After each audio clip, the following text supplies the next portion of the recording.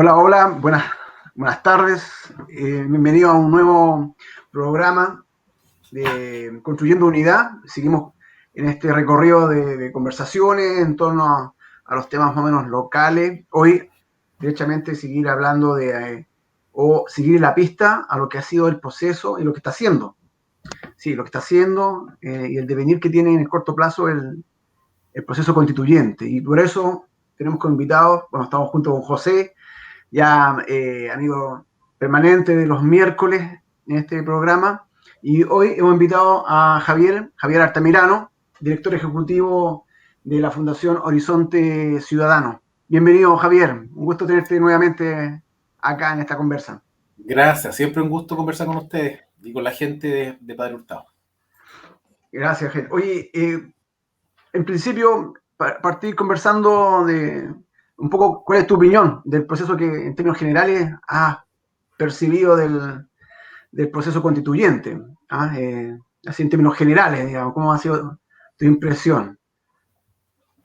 Podemos partir por Eh, ahí antes de... sí, mira, yo creo que cada persona está sacando sus propias conclusiones. Yo creo que a todos nos ha pasado que nos hemos dado cuenta de la complejidad que era predecible. Pero yo invitaría a nuestros amigos que estén escuchando a que tengamos paciencia, porque era natural que esto ocurriera. Lo conversamos alguna vez también acá. Cuando tú estás creando una nueva forma de trabajo, una nueva institución, es evidente que hay un montón de cosas que se van arreglando sobre la marcha. No es algo malo, es algo natural. En ese contexto, si uno toma cierta distancia, se da cuenta que ha habido casos complejos como el del Constitucional Bade, ha habido ciertos problemas para comunicar bien lo que se está haciendo a la ciudadanía, pero también hay cosas muy buenas que ya son parte de los activos que ha logrado la convención, que es básicamente se ha instalado una forma de trabajo y se ha avanzado relativamente bien en términos de tiempos con la aprobación del reglamento. Cuando uno compara el caso chileno con otros casos, estamos dentro de los rangos bastante buenos, digamos, estamos como en el grupo de los buenos respecto de los tiempos para iniciar prontamente el trabajo. Es decir, ahora estamos concluyendo, espero que en unas 2 semanas concluya todo, la votación y todo, la aprobación del reglamento, y con eso yo les puedo decir que eso comparativamente es un buen plazo, es decir, 2 meses y medio, 3 meses está bien. Eso como en términos generales. Entonces yo creo que tenemos que aceptar que la convención tenga ciertas tardanzas, tenga ciertas complejidades que aparezcan, y es totalmente natural que así sea. Bueno, en ese sentido, solamente complementar que me imagino que no lo recordarás, Javier, pero en una sesión anterior en la que nos acompañaste, ese era tu pronóstico, ¿no? Nos anunciaste que muy buenos serían 2 meses, pero perfectamente podría existir una prolongación de un tercer mes, o quizás un poco más. Entonces estaríamos, a propósito de esa última conversación que sostuvimos, ¿no?, en el rango predicho o preanunciado con anticipación, en circunstancias que era difícil hacer esa afirmación cuando se partió. Exacto. La instalación no fue todo lo feliz y perfectamente pudo proyectarse una cuestión un poco más compleja de esa no feliz instalación de la convención. Así es que buena cosa, ¿no? Buena cosa la que está ocurriendo, ¿no? Sí, ya, a eso súmale, porque estamos, como les digo, bueno, si quieren, hablamos muy rápidamente del calendario de lo que está pasando, pero en términos generales, digamos que estamos en la fase de próxima aprobación del reglamento. Si a eso le sumamos la composición que tiene la convención, es decir, cómo refleja el Chile real, cómo hay gente a la cual uno puede identificar con la gente de a pie, cómo hay diversidad cultural en términos de diversidad sexual, cultural, regional, etcétera, etcétera, ya son dos cosas muy buenas. O sea, ya partimos con cosas buenas. Por cierto, hay un conjunto de cosas que están mal y que nosotros esperamos que se vayan sobrellevando sobre la marcha, pero yo sumaría una tercera dimensión, que es que ya hay una cierta mecánica de trabajo. Entonces hay que tener mucho cuidado con caer en esta mirada, que está bien ser crítico, pero tampoco hay que abusar de eso, respecto, por ejemplo, de que los convencionales no han hecho la pega. Cuando uno ve, por ejemplo, cómo han funcionado las comisiones temáticas, que eran comisiones transitorias, no olvidemos de eso. Mientras no haya reglamento y no se conformen las comisiones permanentes, estas son transitorias, pero ya hay una cierta mecánica que si uno se mete a mirar en el sitio web que está transmitiendo todas las salas, uno ve que funciona bien, que hay un debate de buena calidad, que hay un buen tono, es respetuosa la gente, se empiezan a generar ciertas conversaciones más en la línea de lo que nosotros esperamos como país, que se pongan de acuerdo, que contrasta mucho con lo que a veces aparece en la prensa, que son los grandes discursos incendiarios, las críticas destempladas, la Marcela Cubillo, etcétera, etcétera. Entonces, yo creo que los ciudadanos tenemos también la responsabilidad y el deber político, si tú quieres, de mirar un poquito más allá de lo evidente y nosotros mismos formarnos nuestra propia opinión. Entonces, quienes nos escuchan pueden decir, bueno, él es muy optimista o quizás qué cosa, pero ellos mismos, yo les invito a que se hagan su opinión escuchando a los convencionales cómo trabajan, y que yo creo que es una buena base. Entonces yo estoy con la idea de que esto va a avanzar bien en los tiempos y bien en el tono de conversación. Van a seguir habiendo conflictos, porque es natural que así sea, pero también tengamos esa paciencia. Entonces, la próxima vez que nos juntemos, cuando digamos, bueno, pasó lo que tenía que pasar, que en el pleno, por ejemplo, hubo gente que se para y golpea la puerta. Ya, eso a nadie le gusta, es un poquito ruidoso, pero va a pasar y nadie se muere. Es parte de aprender a conversar nuevamente desde nuestra diversidad. Oye, Javier, solo hacer una mención en lo que tú ya de algún modo comentaste, y tiene que ver con esta coyuntura que ha acaparado varios titulares, ha acaparado varios discernimientos desde lo ético, desde lo moral, desde lo reprochable, que tuvo que ver y tiene que ver todavía con el asunto del convencional Rodrigo Rojas Bade, y que por supuesto ha dado para todo, ¿no? Y muchos lo ocupan como pivote de echarle un poco de tierra a la convención, ¿no? Sí. No quiero decir que todo el mundo esté en eso, pero sí ha instalado una incertidumbre que pudiese ser una cuestión negativa, ¿no? Entonces, ¿qué opinas tú en ese sentido? Porque claro, si uno lo coloca en la circunstancia que se nos presentan los medios de comunicación, pues, es una cuestión reprochable, por supuesto.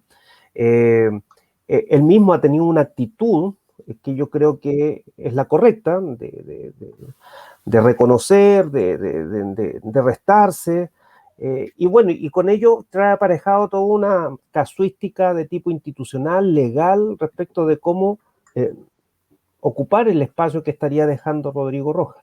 Hago un paréntesis, mandarle un saludo a la Karina, que no nos pudo acompañar en esta oportunidad, producto de una circunstancia muy familiar y muy sensible, así es que de todos modos igual nos está echando una mano acá, ¿tal? Así que cierro paréntesis. Un saludo a Karina, sí. Bueno, espero que no sea nada muy grave, no sabía, así que le mandamos un cariño a la distancia.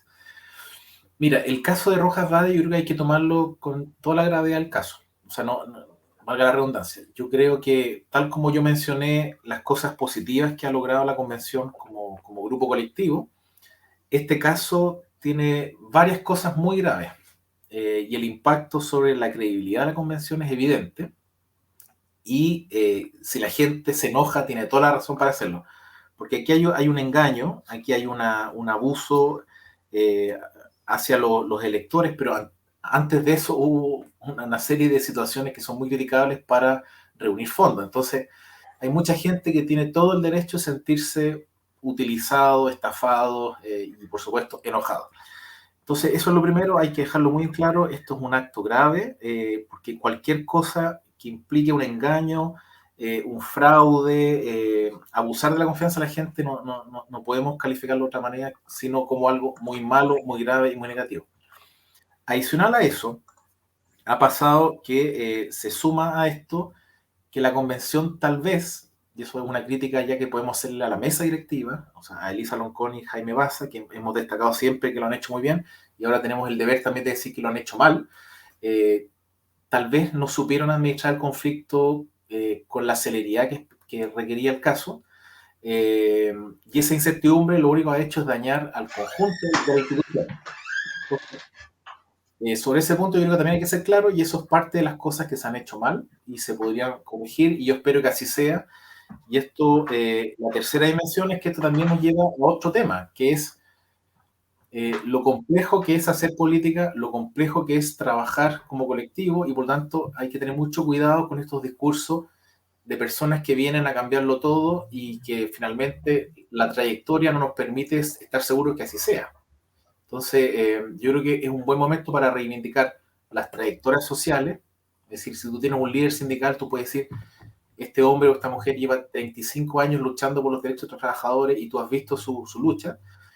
Reivindicar la trayectoria política, reivindicar una serie de espacios de organización donde la gente va probando que hay una cierta ética, que el tiempo te da esa razón, digamos, versus gente que aparece bajo un sombrero y que dice yo soy mucho mejor que todos los que están instalados en el sillón del poder.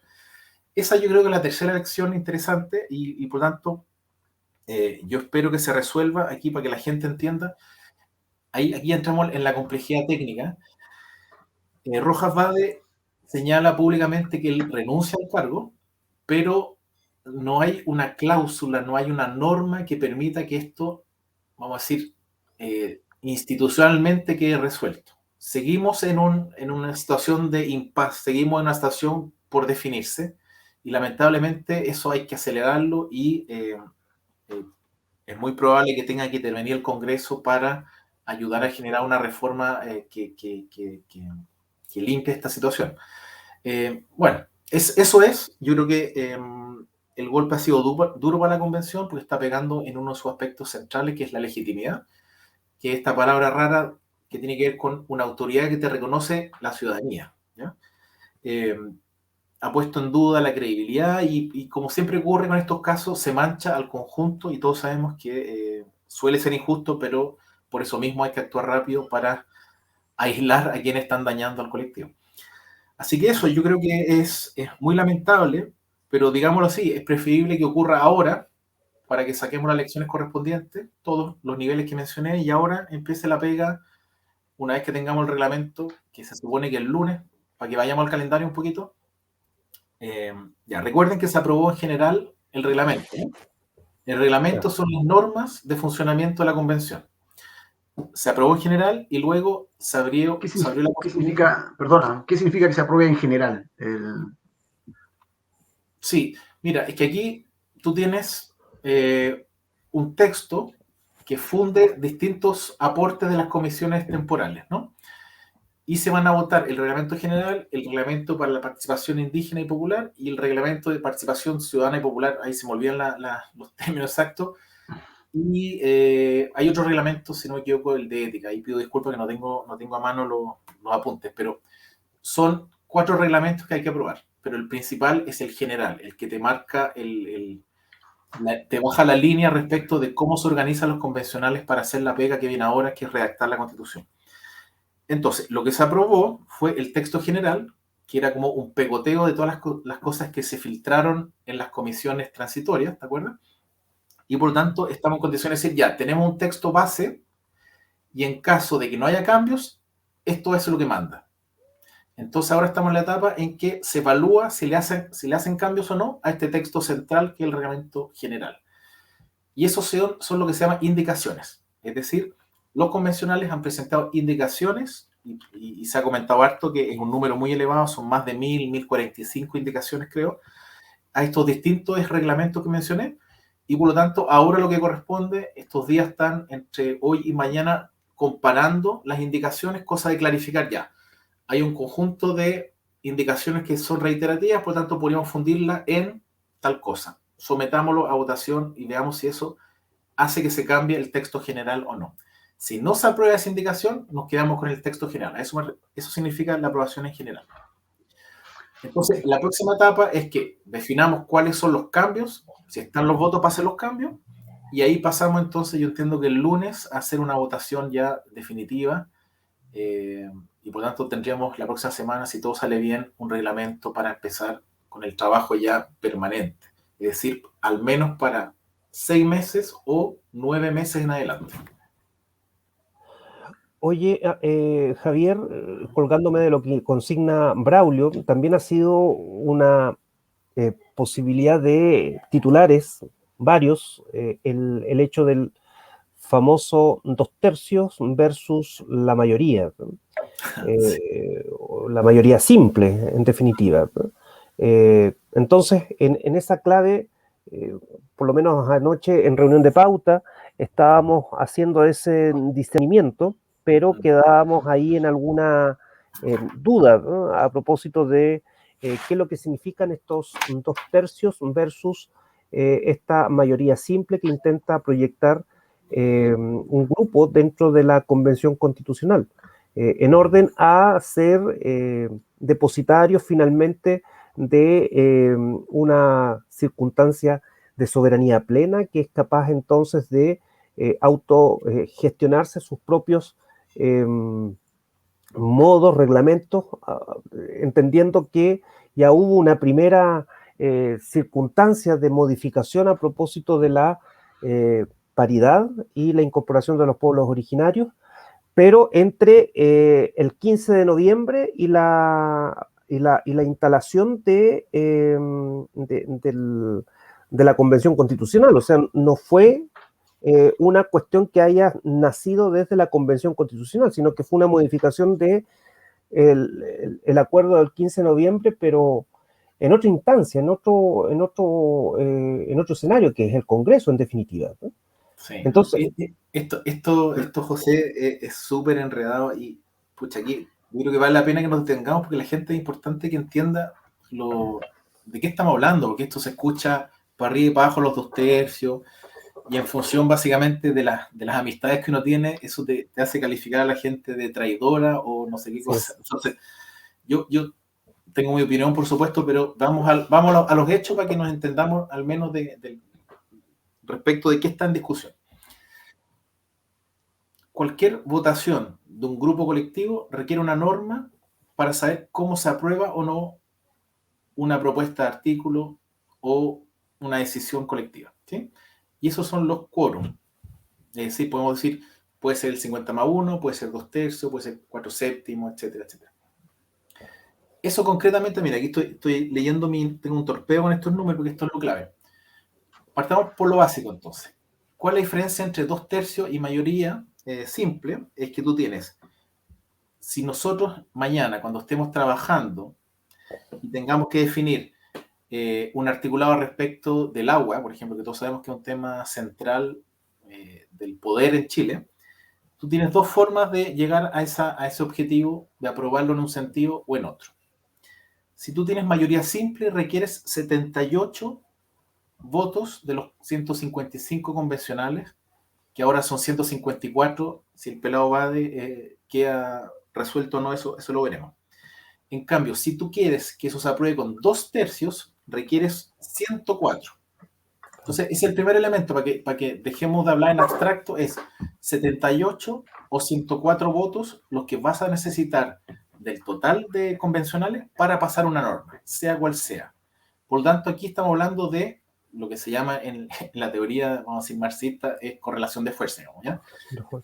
¿Cuáles son las capacidades que tiene un grupo para imponer, entre comillas, su visión para que en el texto quede la definición, por ejemplo, de la propiedad del agua en el sentido A, B o C? Eso es lo que empieza ahora y eso por eso es lo central, digamos. Entonces, lo primero que hay que tener claro es que esto efectivamente es un elemento de la discusión que es súper, súper relevante. Entonces, vamos ahora a las posiciones que están en pugna. Hay un sector que es básicamente una parte de Aprodignidad que se llama Chile Digno, que tiene una tesis que se enfrenta a la otra tesis que está en este momento reuniendo a la gente del resto del Frente Amplio, o sea, el Frente Amplio más bien, y vamos a decir el colectivo socialista y la gente de independientes no neutrales. Esto quizás un pequeño paréntesis para que la gente entienda. Aquí está complejo hablar de la derecha, la izquierda y el centro, pero hay ciertos grupos. Está la derecha, Chile Vamos, que tiene, aquí le voy a dar algunos datitos, 37 votos. Está el colectivo socialista, que tiene 17 votos, el Frente Amplio, que tiene 16, y los independientes no neutrales, que tienen 12, y luego tienes Chile Digno, que son como 14, si no me equivoco. Y después tienes otro lote, que es la antigua lista del pueblo. Entonces, teniendo este conjunto de visiones, no es sencillo saber cómo se va a mover el equilibrio de fuerza. No es sencillo saber cómo se va a votar en cada caso. ¿Ya? Entonces aquí entramos en las dos tesis. La tesis de, vamos a decir, me perdonan los esquemáticos, la izquierda más dura, ¿ya? Es oponerse a los 2/3. ¿Por qué?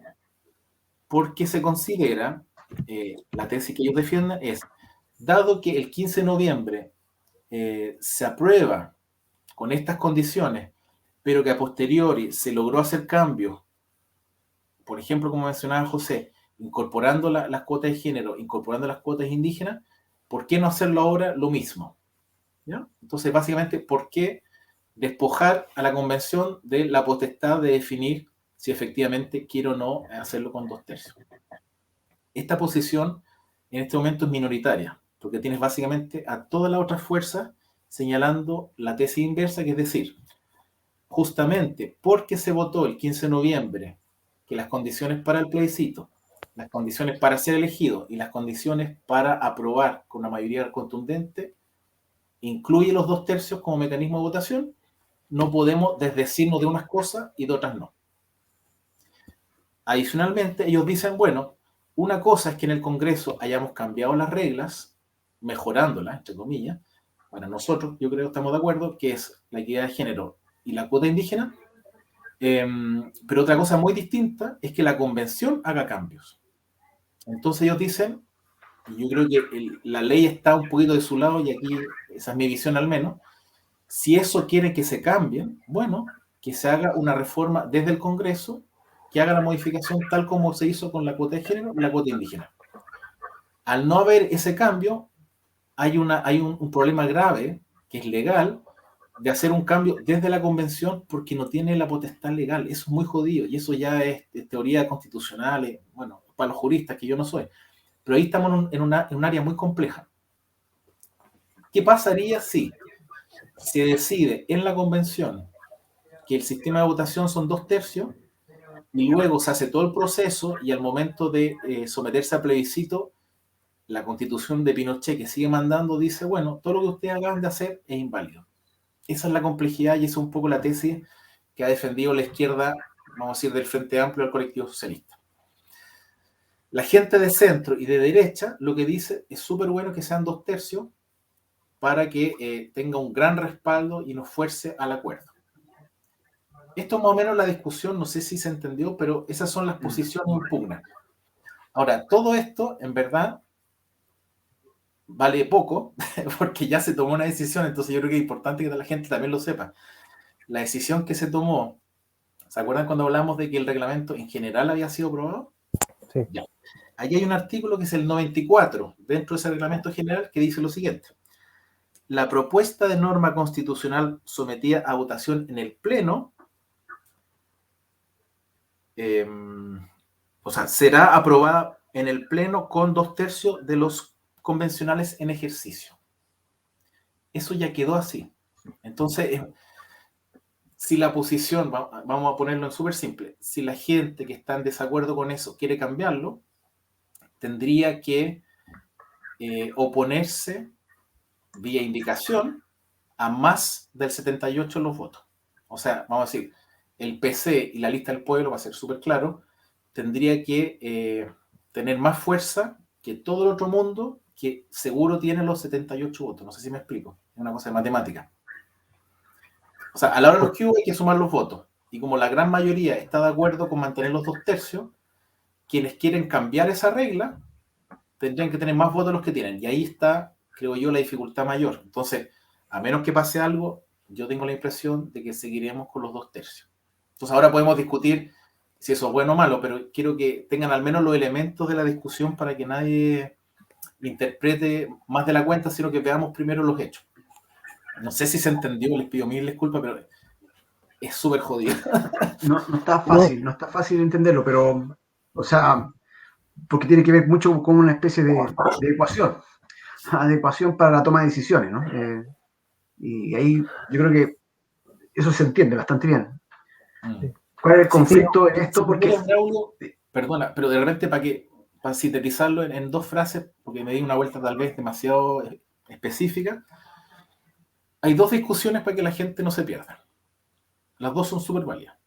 Primero, una discusión política de fondo respecto de si es bueno o malo que la convención avance a futuro con norma 2/3. Una discusión, vamos a hablar respecto de qué tipo de acuerdo es más sostenible en el tiempo. ¿Ya? Entonces hay gente que dice, bueno, esto es un regalo para la derecha pinochetista porque pueden trabar, y hay otros que dicen, es súper bueno porque nos obliga a ponernos de acuerdo y por tanto representa mejor a Chile. Esa es una discusión, vamos a decir, filosófica. De principios. Ya. Eso por lo tanto es súper legítimo, y aquí yo creo que nadie puede descalificar a nadie porque son discusiones súper potentes y súper interesantes y en muchos lugares han ocurrido. Otra discusión es simplemente de fuerza política. Y eso quiero que quede súper claro, que es qué pasa concretamente cuando se vote la indicación para cambiar el artículo que actualmente manda, que es el que yo mencioné, que el de los 2/3 ya está mandando. Si alguien quiere cambiar eso, requiere una cantidad de votos que yo tengo la impresión que no está. No estoy diciendo que no ocurra, pero veo difícil que cambie. Entonces, para que la gente entienda, cuando vea la noticia, ¿se aprobó o no se aprobó? Estamos hablando de la capacidad de movilización del PC y la ex lista del pueblo de imponer en la votación su tesis. Eso es. Son dos cosas. Uno son los hechos duros de los votos y el otro una discusión que podemos estar en un asado conversando 5 horas. No sé si ahí se entiende un poco más. Sí, por lo menos coincide en parte de lo que anoche, cuando preparábamos el programa, nos pasaba. Entonces, nos vienes a reafirmar parte de lo que estuvimos ayer discerniendo.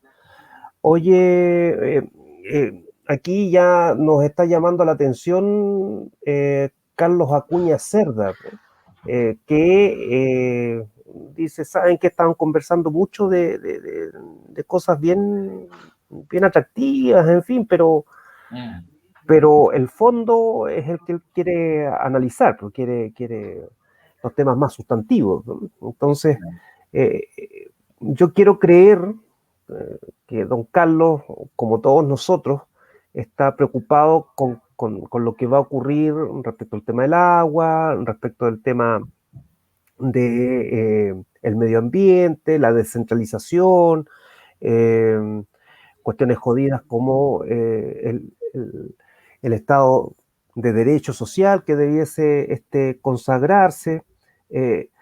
Tú, en esas claves de fondo, ¿cómo ves que va el ambiente? Se dice que se van a sacar rápidamente algunas cuestiones. Otros indican que no va a ser tal, que va a haber más debate. Pero ustedes que están siguiendo el proceso, ¿qué olfato hay? ¿Qué pistas hay sobre ese debate de fondo? Sí, mira, yo creo que partimos de un buen piso. O sea, los que queremos que se quede en el recuerdo, en los malos recuerdos de la Constitución de Pinochet, vemos con muy buenos ojos que el 80% haya respaldado, primero, que se inicie este proceso, y segundo, que básicamente, para ser bien rápido, la derecha tenga tan poco poder en la convención. Entonces, dado lo anterior, y tal como se llama este programa, que es Construyendo Unidad, el desafío que tenemos es justamente asegurar lo central para todos los que nos identificamos con ciertas sensibilidades políticas, y los detalles, los accesorios, los secundarios, dejarlo para la conversación más perfeccionista, digamos. Pero yo creo, y ahí tengo un optimismo razonable, de que muchos de los temas que han sido históricamente demandas, vamos a decir, de la izquierda y la centroizquierda, están bastante consensuados, y eso me da mucha alegría, y por eso yo creo que hay que defender la convención, porque va a permitir que ocurra aquello, ¿ya? Entonces, los derechos sociales, yo tengo toda la impresión de que eso se va a conseguir. Es decir, que vamos a pasar de un Estado que se resta y que deja que los agentes privados decidan y solo en casos extremadamente particulares el Estado interviene, que es el modelo subsidiario. Vamos a pasar a un Estado garante de derechos, un Estado social y democrático de derechos, que se llama. Yo creo que eso va a ocurrir. O sea, no, sinceramente tengo muy pocas dudas de que eso sea así. Eventualmente uno puede ver si se hace un listado de derechos, si se instala una noción para que después las políticas de los gobiernos especifiquen cuáles son esos derechos. Eso es parte ya de la conversación más técnica. Después la discusión ambiental, yo creo con mucha alegría que va a ser claramente uno de los temas donde va a haber mayor respaldo transversal.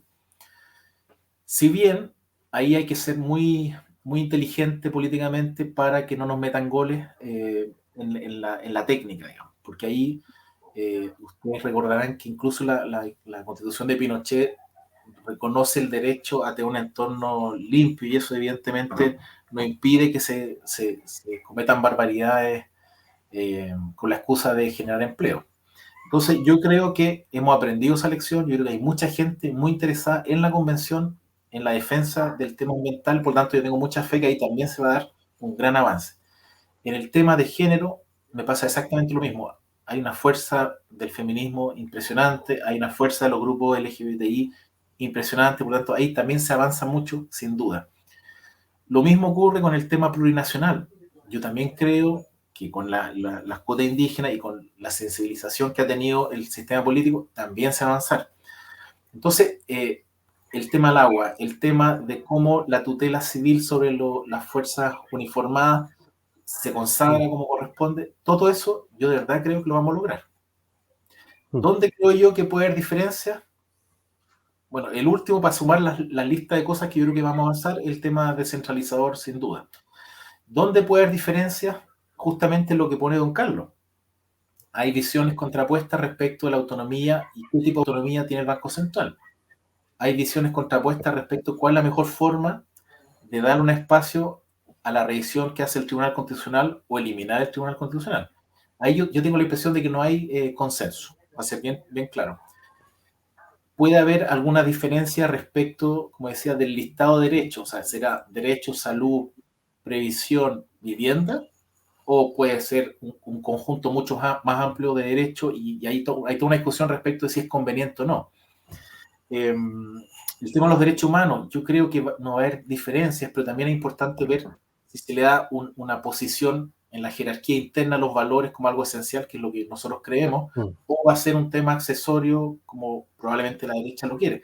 Esos son temas que yo creo que están en disputa. Pero lo otro, sinceramente, aquí a don Carlos le quisiera transmitir que hay que tener un optimismo razonable, como yo digo.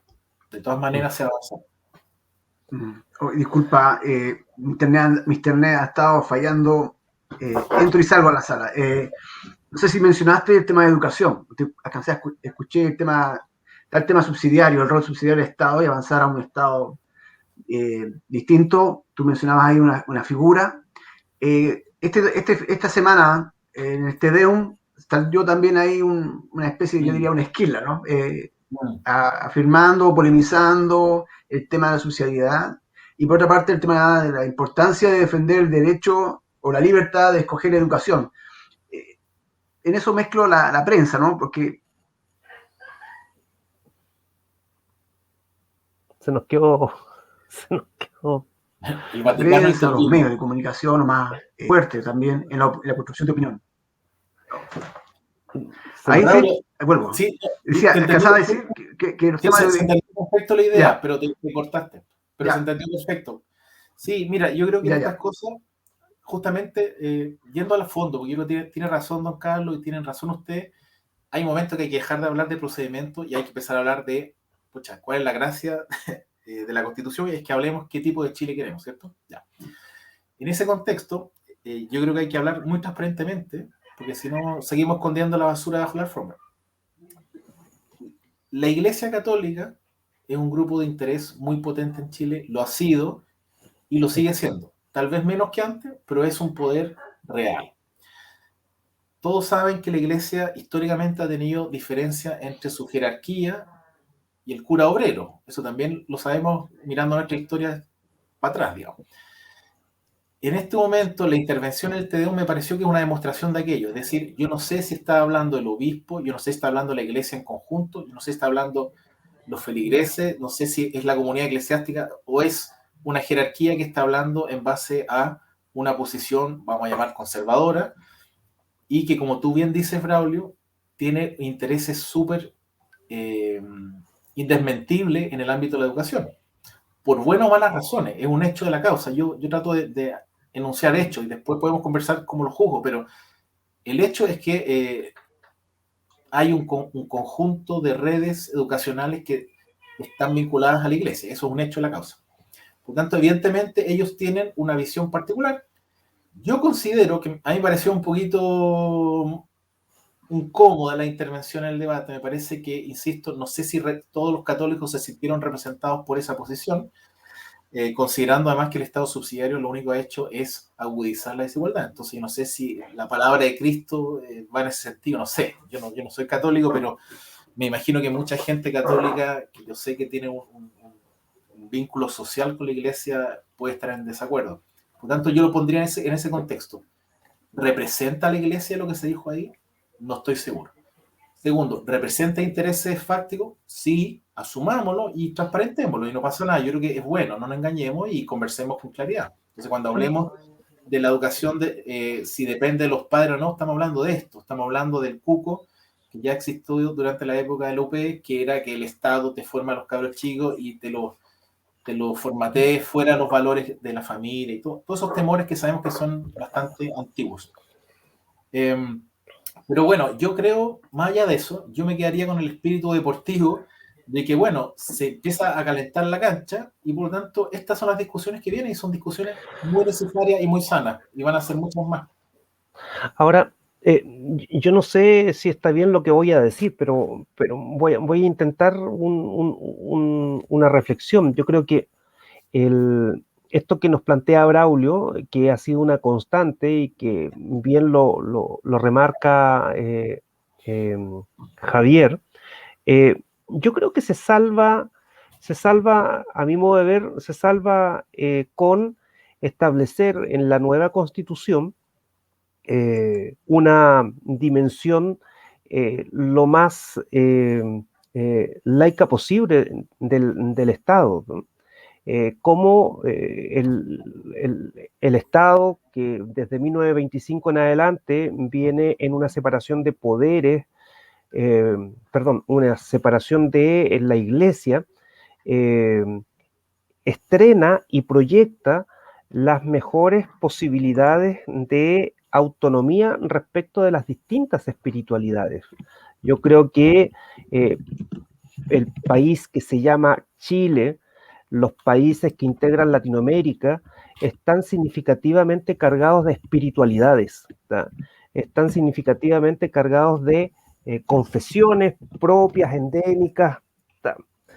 Y bueno, así somos los chilenos, así son los latinoamericanos, y yo creo que una regla de ecuanimidad es que el Estado se transforme asertivamente en una perspectiva de autonomía que ya está instalada desde 1925 en adelante, lo más laico posible, y que desde esa autonomía laica sea capaz de, en las distintas aristas que las espiritualidades que tiene un país que se llama Chile, tengan la garantía de que sean bien tratadas en educación, en salud, que no es igual a que no haya disputa, por supuesto, o conflicto, ¿no? Sí. Grupos de interés son grupos de interés, pero yo creo que eso se resuelve adecuadamente con estableciendo estas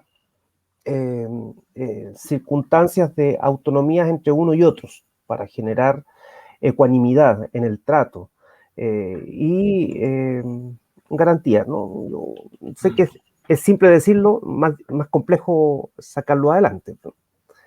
Pero en fin, hoy hay otras preguntas porque ya se nos está acabando el tiempo. Esto va más rápido que el calendario de la convención. Claro, acá la Karina otra vez nos acompaña sin perjuicio de sus circunstancias, y nos aporta con esta cuestión que también ha estado en la contingencia, ¿no? El mecanismo para reemplazar al convencional. Sí, Lo pucha, conversamos. es lo que, gracias Andy, es una pregunta súper importante, pero lamentablemente todavía no tenemos la respuesta.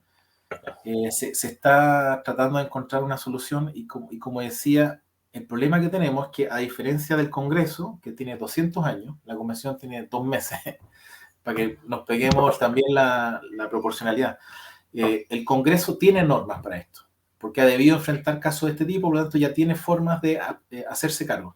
Y ahora lo que yo escuchaba al vicepresidente Baza reiterar que no solo van a tratar de hacer una norma para el caso puntual, sino que es el momento de ponerse al día y tener una norma para casos que se pueden volver a repetir. No, nadie descarta que pueda haber otro problema más adelante. Entonces, están en eso, Andy, y por lo tanto hay que esperar a ver cuál es la solución. Es una cosa bien técnica, porque, por ejemplo, no se sabe si la solución va a ser que se pierda un número, o sea, de 155 pasemos a 154, si se devuelve al distrito la posibilidad de elegir el que lo reemplaza o no hay reemplazo. Entonces está bastante abierto y lamentablemente no sabemos.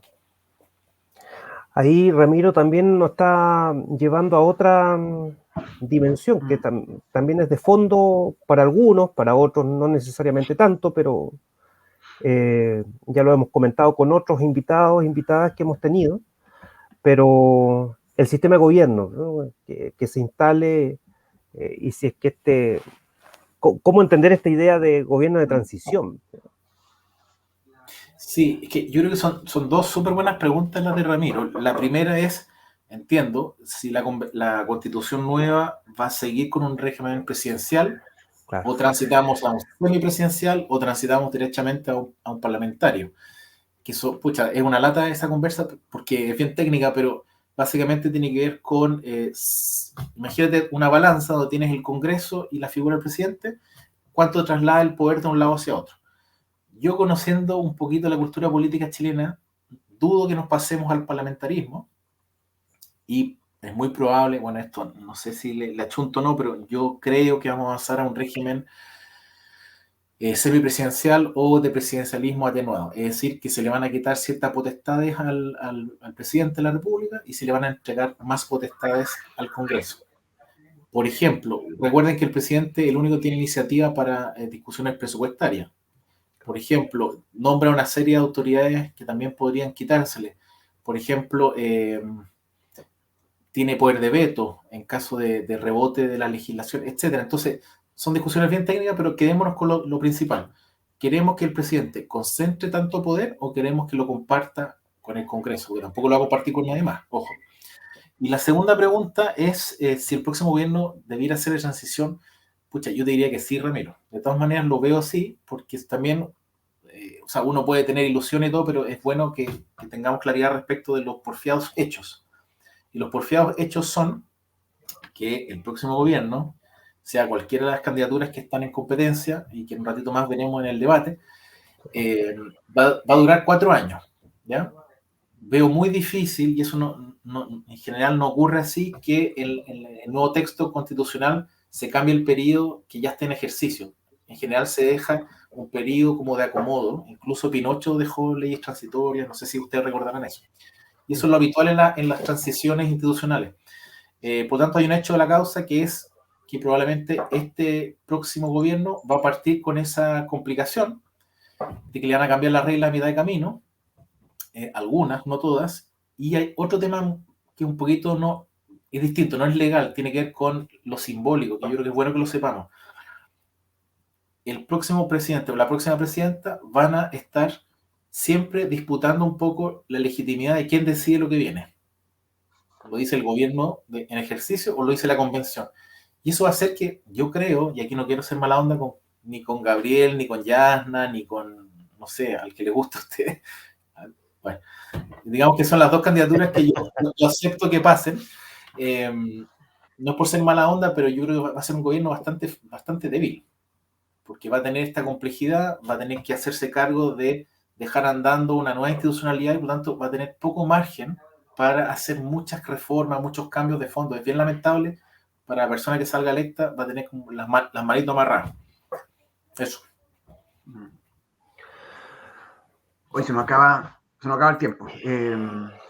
Y yo, entre que me conecto y me desconecto, me voy a descansar a despedir. Agradecerte, Javier, los temas.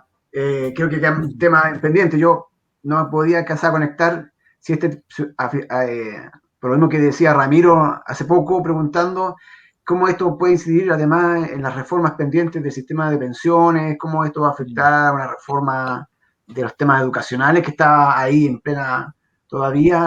El colegio de profesores, conversamos hace un ratito atrás, unas semanas atrás, y ellos nos hacían ver los temas pendientes que tienen, de estos, los servicios locales no están funcionando. Bueno, eso son parte de las consecuencias que va a tener este proceso constituyente.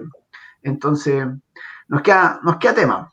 Esperamos poder encontrarnos prontamente. Ojalá que no se nos pase octubre sin poder conversar contigo y seguir el pulso, ¿no? Yo creo que va a ser muy bueno para nuestra comunidad el tener estas conversaciones. Así que muy agradecido, Javier, de la bajada que le has hecho a los temas un poco complicados, ¿no? Sí, me tocaron los temas más fomes, pero la próxima vez la próxima vez invítame a conversar cosas menos técnicas. No, broma. Eso, agradecerte, José, como siempre. Y nos estaremos viendo entonces un próximo miércoles, y esperamos, Javier, contar contigo también prontamente. Gracias. Buenísimo. Ya, un abrazo y un saludo a todo el mundo. Chao, chao. Chao, chao. Gracias, Javier.